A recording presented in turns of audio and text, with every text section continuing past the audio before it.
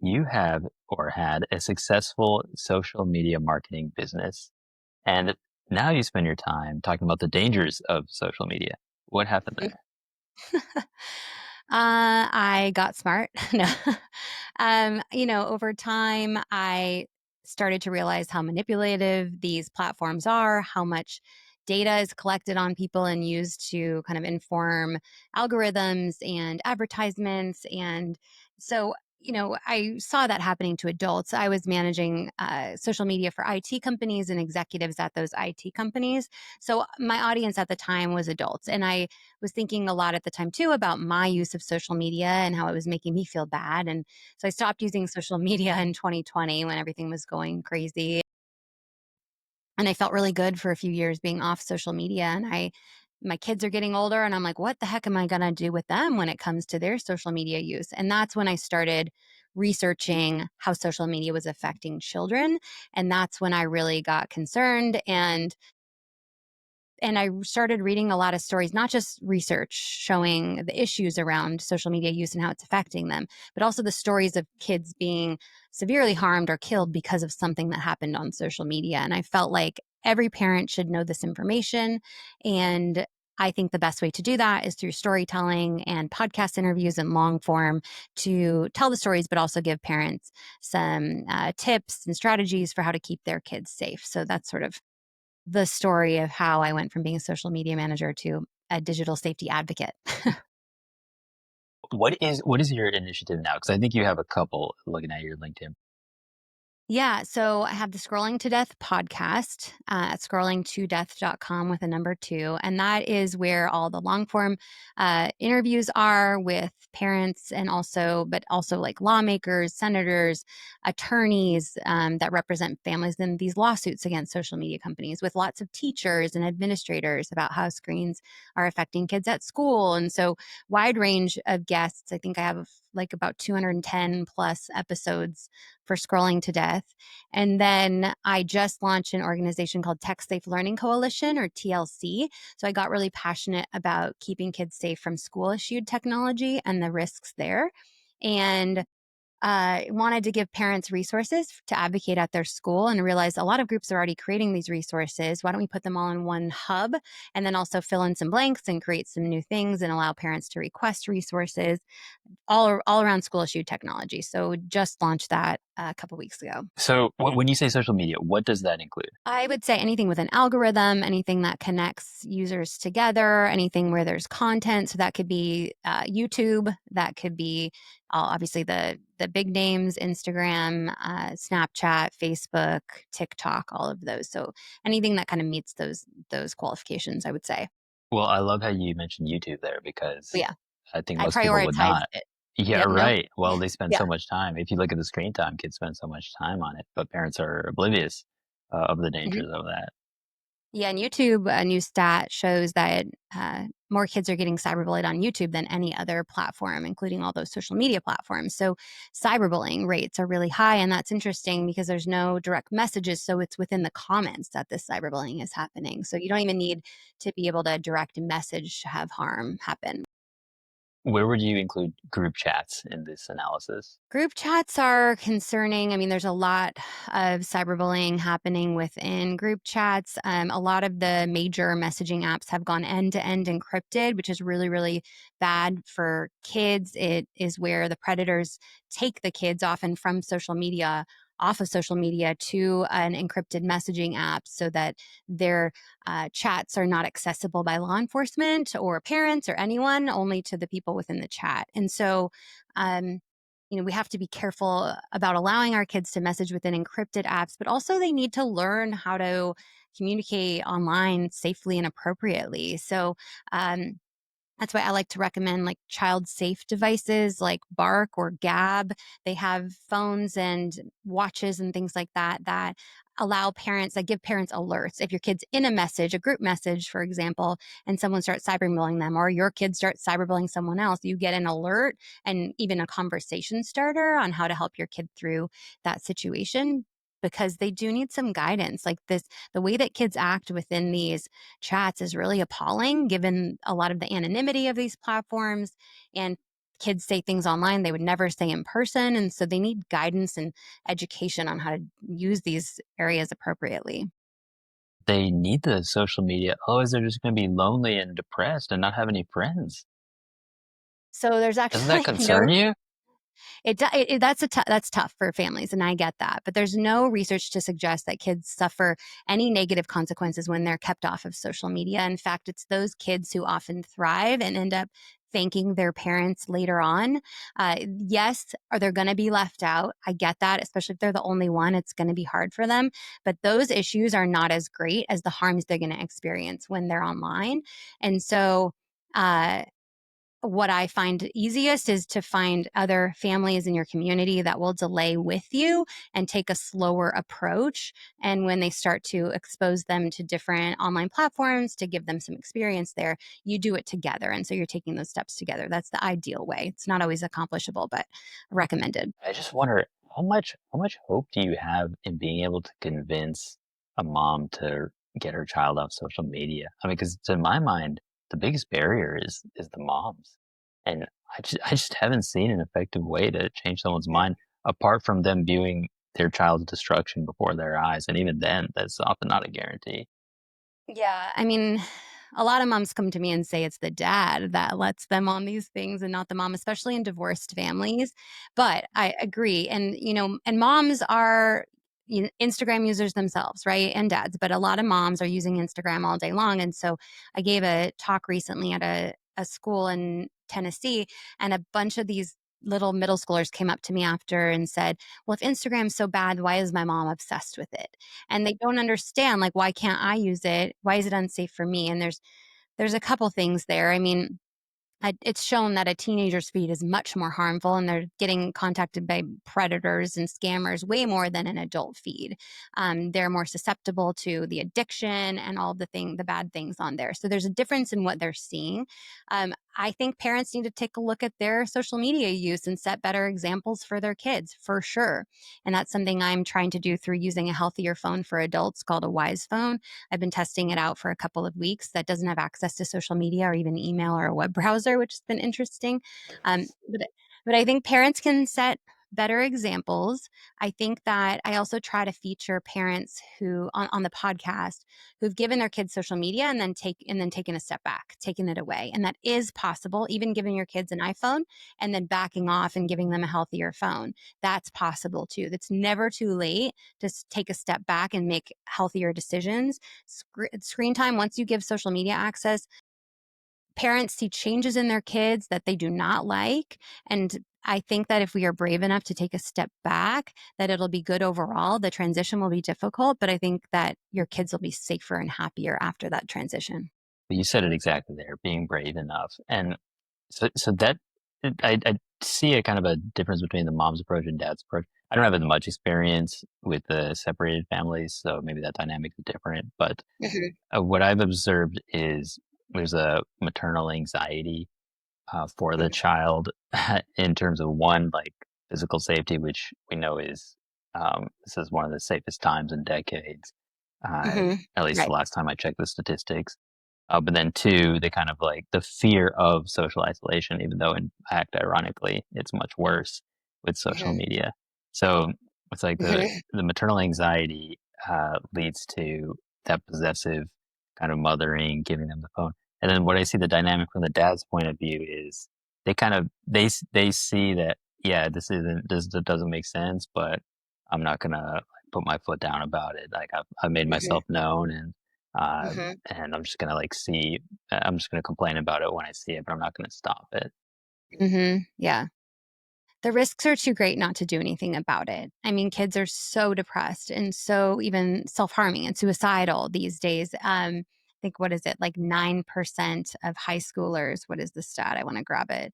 9% of teenagers have attempted suicide in the past year, and these rates have links to Crazy. how much time they're spending online, especially on social media, where they're being served self-harm content. There's studies that show by the Center for Countering Digital Hate, a recent study on YouTube showing how often kids are getting served self-harm videos and eating disorder videos. And you can pull, I don't have those exact stats off the top of my head, but when it comes to wanting to keep them safe. Like, I get that, and, but it's also really important to give your kids some independence, and that includes going out without devices and without needing to track them all the time. So I think we need to face that fear, especially as moms, of trusting them with lessons that we've given them. Like, if they're gonna start walking to school on their own, do they know the route? Do they know what to do if they encounter some scary stranger, or if they get hurt? Like, what are their access points for help?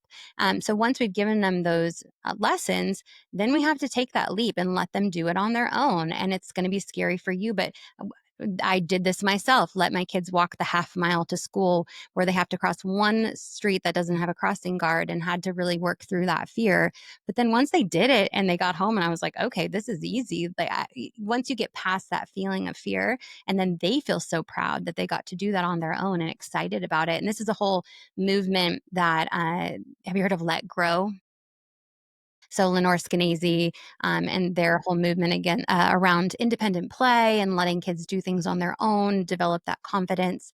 And I think that's really important. And I think it's important to do without devices.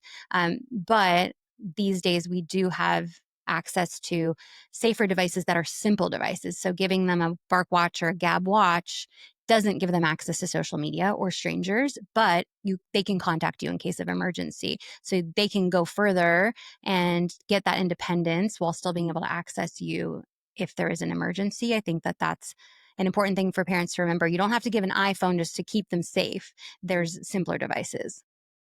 I totally agree with what you said about letting your children walk to school. And at the same Mhm. time, I just think it's ridiculous that we're even talking about this, that it's even I know. something that we have to recommend. Mhm. So I I just Agreed. how do we persuade parents to do that? Do you have success with persuading parents to do this? Because every time I give a talk, like all I'm met with is skepticism. The walking to school or the not using social media, what specifically can I pull from? Well, I think both, but I guess let's do the social media one. And I kind Mhm. of lump that in with smartphones as well. Maybe that's not exactly what you're specifying, but hey, Yeah. social media, YouTube, group chats, that would be Mhm. great to address.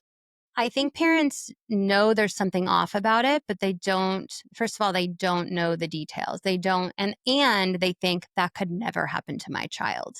Whether it's being served a choking challenge video and their kid trying it and dying. These are real things that happen to real families, kids getting sextorted, and taking their life because they feel like they have no other option, kids getting contacted by a drug dealer with a colorful drug menu with emojis and being offered a prescription pill, but it's fentanyl, and dying.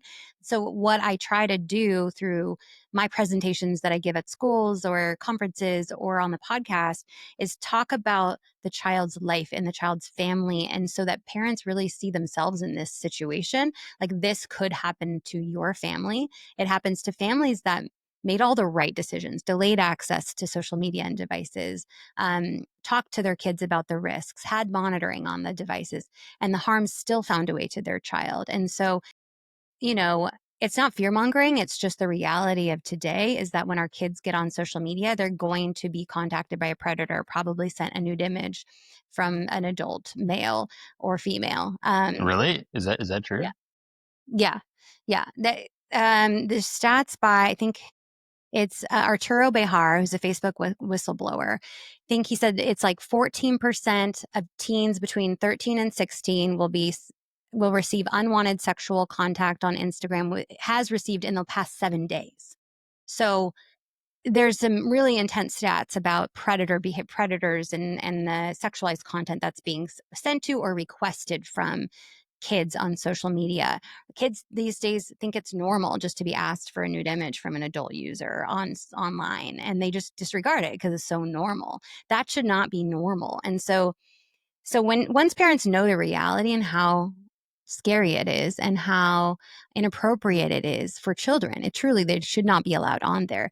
Then we make safer decisions because we don't want our kids on there. But we also have conversations through the delaying, like so the kids understand why we're delaying. It's not just like a no and I said so. It's a no and this is what I've learned about it. and we're going to just try to keep you safe. So, what is your policy towards your own children? So they're 9 and under, so they're still pretty young. We have no individual devices in the home, so we have one television. We watch movies together. So there's no solo device use, even meaning TV. So they can't turn the TV on by themselves. Well, they're not allowed, but there's also a passcode, so they couldn't get to anything anyways. So yeah, we just watch screens together. We love watching movies. We watch 2, 3 movies a week, and we watch them together so that they're appropriate. We can discuss them. So I like a tech together approach. My daughter started wanting to write a story and type it out on a Word document. And so I'll monitor her. I'll be in the room while she's doing that on my computer where everything else is closed out. I don't do devices when we're traveling either. That was a recent update I made in the last year after doing some interviews about experiencing your travel and your airplane ride. And so I've now nixed any iPads from or screens from travel, unless they're on the back of the chairs on the airplane. That's hard to get away from. But so yeah, I go really conservative because of what I've learned, and I feel like we can always add, but it's harder to take steps back. Yeah, for sure. So, where do you see that developing as they get older? That's a good question. I think the first devices for them will be some kind of watch to communicate with. That will come in when they start having after school activities where they need to transit on their own, or maybe they're getting I don't know, like when they're carpooling with other families, I can always talk to other parents. So I don't know. I don't forecast anytime soon that they need some kind of device, but when they do, that will be probably a smart watch by one of the kid safe companies that can just access trusted adults. And that is all. And then I can track where they are. Um, right now they're in a classical charter school, which has basically no screen I was going to ask use. what school, but maybe you don't want to share that information. So, Yeah, so they were in a public school, and I was having problems with the amount of screen time they were getting at the school. And also, I was concerned about their access to YouTube specifically. So, for about a year, I tried to work with the school and the district on getting YouTube removed from the lower grades. Lots of emailing, speaking at school board meetings, and was just unsuccessful in getting that done. And then September of last year, a friend called and said that his son in at our school was using a Geometry Dash Lite, which is a math app in class, and it's a free version. And he was served with an ad of a naked woman. And so I I thought, okay, let me do a spot check on my kid's iPad. So I go into my daughter's third grade classroom and I open her school issued iPad and go to YouTube, which they still had access to. And I clicked on shorts, which are, the TikTok style short videos that recommended to you in an algorithm. And within a couple minutes, I received a video telling her that hurting yourself is easy, and it had a cut with blood dripping down. And so a pro self-harm video getting served to my third grader's iPad at school. Um, the next image on that video was this blue swirl that turned into a lake. After I shared this online, turns out that image was a pedophilia symbol, so it's indicating interest in children. And so gosh. from there, I embarked on a months long effort to opt my kids out of this unsafe technology and was unsuccessful in that. I was told that my kids have to be given devices in the public school system, and if they are not, they'll receive a substandard education. Anyway, from there, that led to my creation of Tech Safe Learning Coalition with resources for parents on how to advocate around things like this. But in order to protect my own children, I moved them to a classical charter school nearby, which is very, very low tech. They just learned some typing in about third, fourth grade, but there's none of these EdTech apps that public schools use and private schools. That is so disturbing. Yes, it is. I know. And me of all people who works in this space, like to find that video, I was like, and I was interviewing actually that day a parent who lost her daughter to suicide after being served a steady stream of self-harm videos like the one that I saw that day. She was served them on YouTube and TikTok, but uh, yeah, it was really disturbing and part of a larger problem, which is why I wanted to get my kids taken care of in a safer school. And then now I'm trying to advocate for safer tech use at school and really prioritizing kids' safety and not ed tech's profit. Any success with that? Yes, there's a lot of interest from federal or national groups across the country in this EdTech situation. There was a lot of movement toward phone-free schools, which you probably heard about over the past year.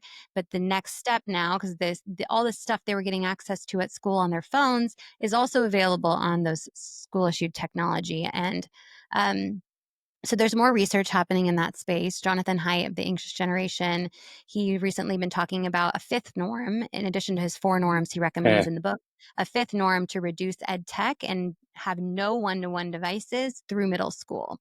And so that is the push that I think we'll see some movement on this year. And these people are so divorced from reality. It just baffles my mind. How could you be? I'm trying not to use like ad hominem words here, but um, just how do you have so little knowledge of human nature as to think that a child would benefit from having a one-to-one device? I think that the schools have fallen prey to the biased research being given by the ed tech companies. They release a lot of research and it's hard to track back the funding, but it nearly always is funded by the ed tech companies themselves. But when you look into the actual research, and there's lots of it, it shows that kids learn much better from paper. That global test scores have plummeted since we introduced one-to-one devices into the classroom. So kids are retaining less. They're dumber than ever. Apologies, but they are. And they're more anxious than ever. They're more suicidal than ever. They're more depressed than ever. And they're spending hours every day on these addictive devices, which uses slot machine technology to and gamification to keep kids engaged, but they're not learning. And in addition, there's too many distractions on the device. The kids are on Netflix and you scrolling on YouTube. How are they not going to go to those addictive platforms when they're trying to learn? They're going to pop around all they want because they can, because the devices that we give them are Apple iPads and Google Chromebooks that are not appropriately locked down with the small budgets that these school districts are given. So So, it's a big problem. well, it for sure is. Yeah. It for sure is. It's a deluge. Hmm. Anyways, um, so you've taken practical steps here. Very impressive. What Thank you. what is different about you that you've actually basically restructured your life in order to fight this behemoth? I I just didn't see another option. I think this, once I learned the research and the stories, I didn't see another option than making sure all parents know this so we can make informed choices. And then once these things started happening to my kids on devices that I didn't even want them to have, it's like, how do you not? And I think a lot of parents will say, it's just how it is, but it doesn't have to be. And it's getting so bad for these kids that we have to speak up and we have to be brave in doing that. And if it's for what's best for the kids, we can't not do that. And so I think there just wasn't another option for me. Absolutely, absolutely. Okay, so I've been diving down this rabbit hole for some time now. There's different people emphasizing slightly different things. You mentioned Lawrence Skenazy already.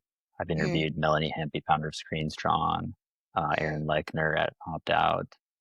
There's mhm, a phone free school movement. I think that those might be the bigger players. Maybe I've left something out. Um, but it's a little bit of parents need like a guide to the perplexed because there's so many different options. Um, so how do we provide? Yeah, what is like the simple go-to? I mean, I tell people just hey, never get a smartphone, but mm, unfortunately, it's just hard. That it takes more convincing than that oftentimes. mhm. So I'm Yeah. wondering how we provide like a simple but effective way to convince parents of this. Mhm. I mean, I think all of the groups that you mentioned and all the others are saying basically the same thing. They're saying until at delay smartphones for as long as possible and choose safer devices. So, meaning, there are beautiful. So, this is an example of the Wisephone, which is a safer phone for adults. But it looks just like what the Bark phone and the Gab phone look like. So, it looks like a regular smartphone. Um, it's what kids want. They want something that looks like this and they can have it and it's safer. So I think it's delaying use of smartphones, I think, until adulthood and giving them safer devices until then, and then letting them make their own choice. But once they've developed the skills and um, once they see how it feels to have a device that doesn't have access to everything, I think that they'll make smarter decisions when they enter adulthood. They'll see how distracting it is and it won't feel good to them as older teens. So it's delaying. Social media is not safe for kids of any age or teens. And I think, some countries are banning it under 16, but they want it 18 because it is that unsafe. So the communication around social media needs to be joined together with all the parents and decide our kids will not go on there. But when it comes to all these things, like they're going to try to sneak access, they're going to get access on their friends' phones. We can't be 100% sure that they're not going to see all the bad stuff. So I think when you talk to any of these people, it's all about conversations and the relationship with your child so that they know you're the safe space. They know when they see something bad or get contacted by a predator, they will come to you to help them because you're not going to freak out. You're not going to shame them like with the pornography thing, like kids are curious, but they need to be able to come to you and you're not going to immediately take everything away and freak out because then they're not going to come to you anymore. So I think you'll hear a lot of those similar recommendations coming from all of the people that you speak with. Um, and then I think when it just takes community making these decisions together, like society making safer choices together, all coming together. And that's why I really like Jonathan Haidt's really clear four norms regarding all these choices, because if we do it together, your kid won't be the weird one. So what are the respective pros and cons for Gab Phone, Wisephone, Bark Phone? Mhm. Uh, for kids, they're all pros. I don't like it. Anything but an iPhone will keep your kid as safe as possible. They may still encounter some bad things, but you'll get an alert and a conversation starter to talk to them about it. You can always add more apps as you feel that they've earned, and if are you can trust them to use them responsibly. Even some of them do have social media too, if you feel like you want to add that on. But it's only what you allow and when you feel like they can handle it. So those devices have all pros. Um, as an iPhone for kids or teens is all con. The Apple is not incentivized to protect your child. Apple prioritizes privacy, which is great for adults and bad for kids and parents trying to protect children. And so that's just a hard line for me. Is kids should have kid safe devices, given the extent of the harms today. Maybe soon in the next couple of years we'll have regulation, and these companies will have to be more responsible, but that's not the case today. And with the AI harms coming up with AI chatbots and things like that, they're so great that we need to protect our children from being traumatized and affected for life by some of these experiences by giving them devices that are built for them. What about the argument that well, just get an iPhone but use the parental controls to lock it down? Doesn't work. They don't work. The kids tell me themselves when I give presentations, they know how to get around them. The parental controls don't work. And also a lot of people trust like the app store ratings. Like they'll be like, okay, I only want my kid the 12 plus is fine, but not 17 plus. Or they'll go by the app store ratings. But what parents don't understand is that Apple makes 20% of their revenue off of App Store downloads. So Apple itself benefits off of lower age ratings. And so when a new app comes in and says, I'm going to fill out the form, I don't have nudity or drugs or any of these things, Apple's more commonly allowing them access to the lower age ratings because they make more money off of it that way. And there was recent reports around this showing how much inappropriate, like virtual girlfriend apps available to 4-year olds on these on the app store. So we can't trust app store ratings. The parental controls have been proven not to work. Apple does not do a good job protecting children within the iMessage platform. They allow for child sexual abuse material to be sent back and forth with no resources provided to children. So yeah, just not a fan of Apple for kids at all, given those reasons. And why is Wisephone considered an adult phone? Wisephone, the founder himself will say he built it for adults. Most of the customers are adults. It doesn't have the parental control system that Bark, Gab, and the other ones do. So it doesn't have the alerts, the real-time alerts, the AI algorithm that's constantly monitoring what's going on their device. So it's very much like it has more privacy, which is good for adults. So I would just totally differentiate those two lines of being a Wisephone for adults. To me, some parents are asking me, is Wisephone good for kids? And I just feel like since it doesn't have the parental controls, I would just go with one of the phones that was built for kids. Well, is there anything that we haven't covered that you think is important? I mean, there's so many things we could talk about, but I think one thing that I've been talking a lot about is AI chatbots, and that's been a really an emerging threat. There's been some big stories in the news where parents may have seen Sewell Setzer III in Florida taking his life after falling in love with an AI chatbot on Character AI because he thought he was going to join her in her world. Um, a teenager in Texas who is in a mental institution and was basically abused by multiple chatbots on Character AI, and they actually encouraged him to kill his parents because of his screen time limits. And so we're seeing some those are big, big, crazy stories, but there are also daily abuse happening to children on chatbot apps, AI chatbot apps like Character AI, which is targeted to kids, and Replica, which is targeted more as like a relationship bot, like a boyfriend girlfriend bot, more towards adults, but you'll still see that one advertised on social media and platforms that younger kids are on. And so I think parents just need to start thinking about and talking to their kids about chatbots. It's likely your kids are already interacting with them or know what they are.